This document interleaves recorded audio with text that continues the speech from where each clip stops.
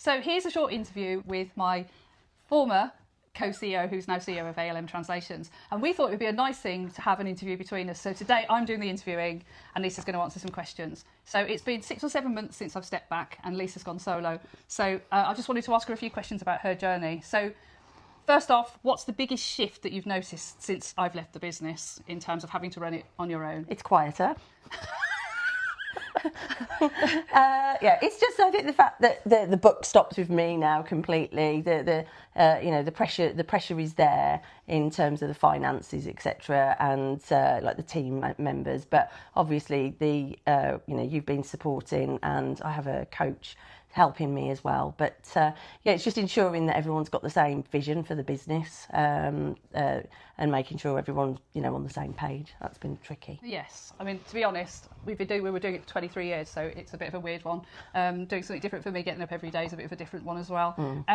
So I was going to ask you what moment early on did you realise that you were doing it on your own, flying solo? But you've kind of answered that, so I'm going to move on to the next thing. So on LinkedIn recently, you shared that the journey hadn't all been plain sailing, and some of it had been difficult. So what's been the biggest challenge for you so far as solo CEO? Well, I still make mistakes, so you never stop learning. That's a key thing. There's no one to bounce ideas off. Obviously, I'm lucky I've got 2 senior members of the team and the business coach that kind of have my back. But ultimately, it has been quite familiar over the last 6 months because you've been supporting me. So, it hasn't been like just a cut. But yeah, there's the challenges includes obviously long-term absence of one member of staff that happened literally as you departed. Bad timing, hey?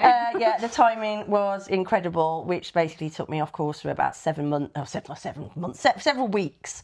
And all her duties kicked back up to management. But what we've learnt from that is making sure processes are documented, streamlined, and we've just taken it as a learning lesson, really, just to make sure that if this happens again with key members of staff, that there's the documented processes, and we've improved the processes as well, made it more efficient. Yeah. Also made a bit of losing face as the CEO,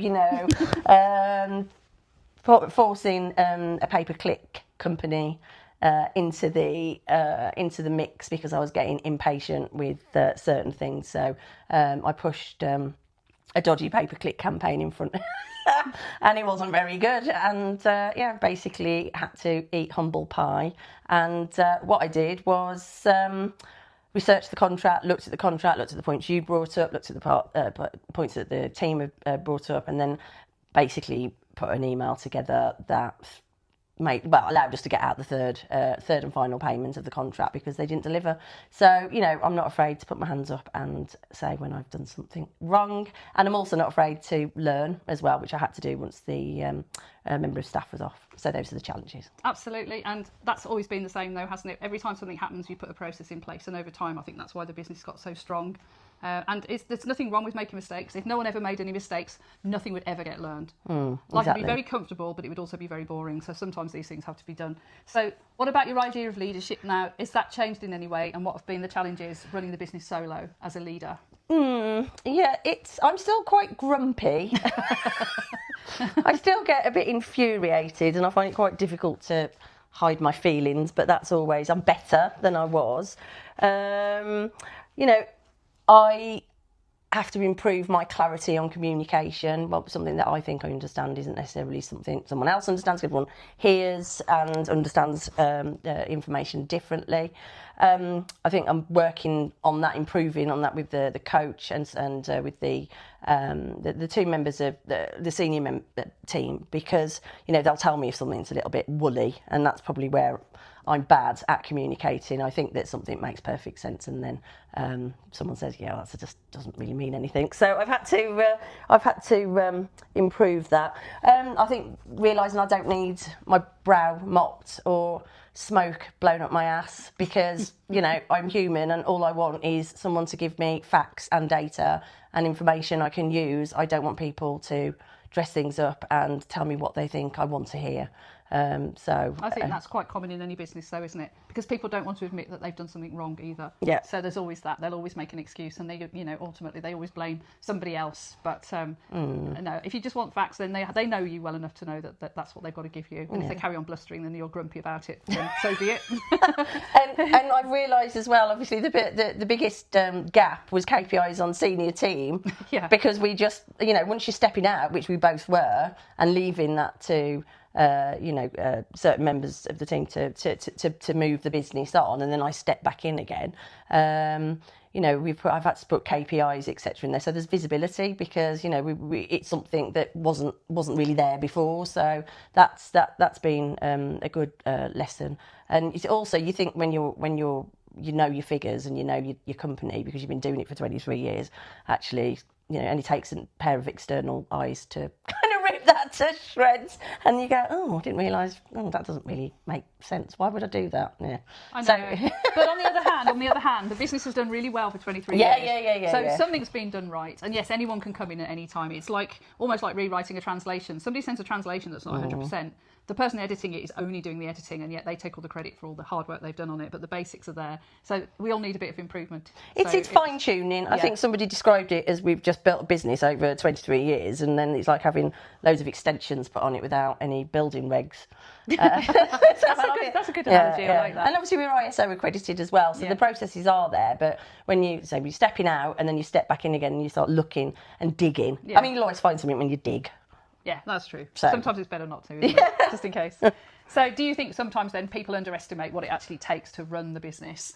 I think still, yes, because it's very much, even though it's a passion for, some staff, it is a job for others, where this is my life, my livelihood, and the pressure of the finances, being able to balance what's coming now and hitting now compared to what's coming in 2 to 3 months. I love having a good month, but I'm always thinking about the ones that are coming, and so I almost feel like I'm the prophet of doom in meetings because I sit there and go, "That's great, we're going to have one of our best months," but for every growth there's a slump, and it's just making sure that the volatility of the client base is less up and down. Just need to make sure we innovate, and sometimes they fail. The book definitely stops with me. So it's just making sure that the business continues to thrive because we've both taken a risk in each other again, haven't we? It's a calculated risk, though, isn't it? Because I know you really well, and the other alternative for selling my business share was a little bit more of a risk, in my opinion. Yeah. So I think it was definitely the best risk. Yeah. Having weighed it up over a long period of time. Absolutely. So if you could go back to April and give yourself one piece of advice on what it was going to be like. Now you've got you can look back with hindsight. You hate it. No, I said don't do it. No. What would that be? Just keep believing in myself because, I do doubt. Some days I do wake up and I just go, what have I done? Because this is the biggest amount of debt I will ever be in. And at my age, with 2 teenagers, and where a lot of people are paying their mortgages off at my age, and I've just increased that. I'm hoping that the risk, I'm pretty sure that the risk will pay off, but I've definitely got to keep believing in myself, because at the end of the day, being a parent that looks after their 2 expensive teenagers single-handedly, then the belief has got to be there because there's too much at stake.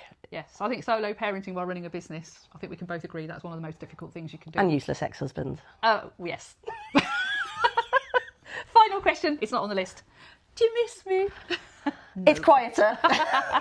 Yes, of course I do. Well, we still see each other, don't we? Yes, so we do. It's not like it's been a limb removed. No, it's not like leaving your husband when you don't look back. Yes, exactly. So there you go, then. It's exciting for both of us. Yes, it is. So that's the first interview. We're going to do some more, but that's the first one. Any feedback on this would be greatly appreciated.